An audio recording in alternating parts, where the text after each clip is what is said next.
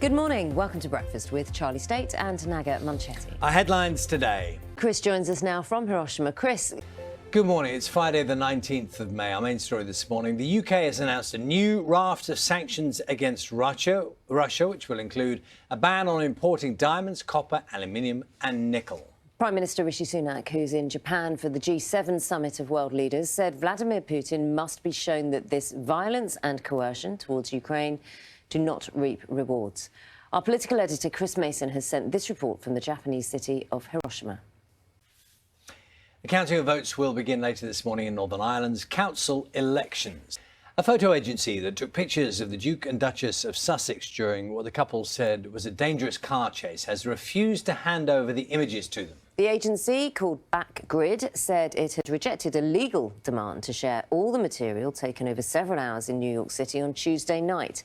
Our North America correspondent, Nomia Iqbal, reports now. Should warn you, it does contain some flashing images.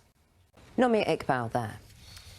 The RMT union has announced another strike for rail workers on Friday the 2nd of June, the third walkout to affect trains over the half-term break. The government accused union bosses of going out of their way to disrupt travel to major events, including the FA Cup final and the Epsom Derby.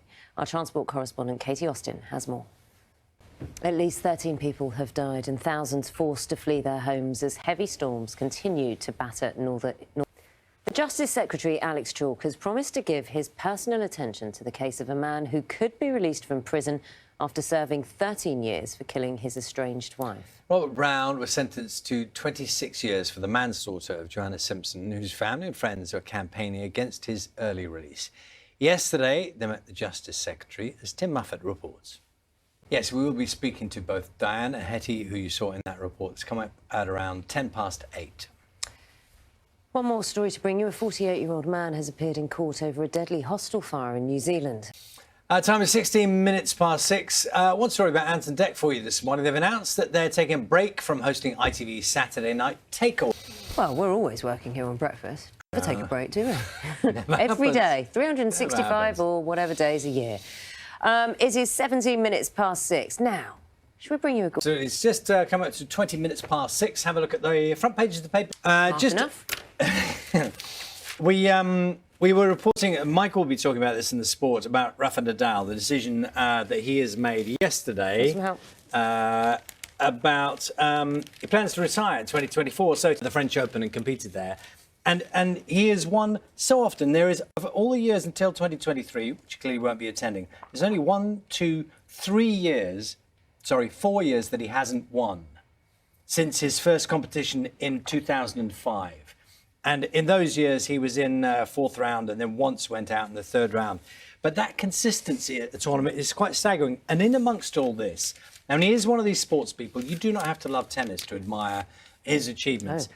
And in amongst all this, everyone always says he's incredibly humble with the achievements. If anyone who's met him, and one of the quotes for him when he was talking about not being at the French Open this year, he said, "Roland Garros will always be Roland Garros with or without me.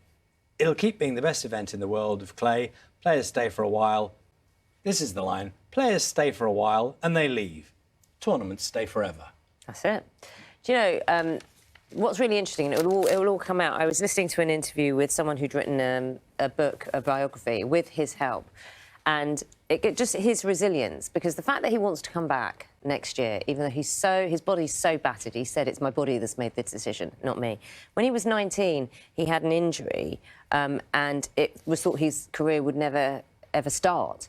And yet he overcame that. I think it was in his foot, and he overcame that. He used to be weeping on the sofa, desperate to play, and he's just battled his body the whole time. And so we'll see if in 2024... you know, he can come back and be more than a kind of limping out, more than kind of go out on a high. Obviously, for fans, the hope is that they will get to see him one more time at all those tournaments. Yes, we will see. Exactly. It's 22 minutes past 6. Good morning. Now, if you're a football fan, the chance to visit your club, meet the players, kind of a dream, yeah? But Manchester United has had an extra surprise in store for Jordan Pilkington. Yeah, so Jordan is one of the youngest people in the UK to have motor neurone disease. So one of his other heroes is Kevin Sinfield, the rugby league legend and tireless MND campaigner.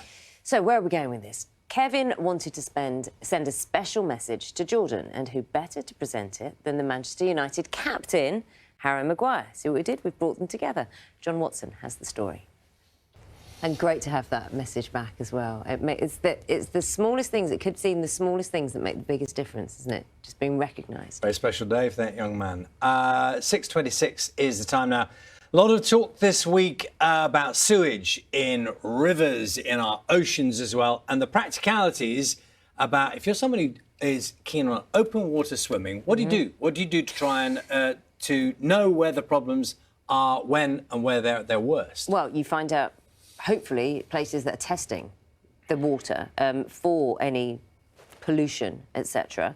Our climate editor, Justin Rolat, is looking into this for us, and he's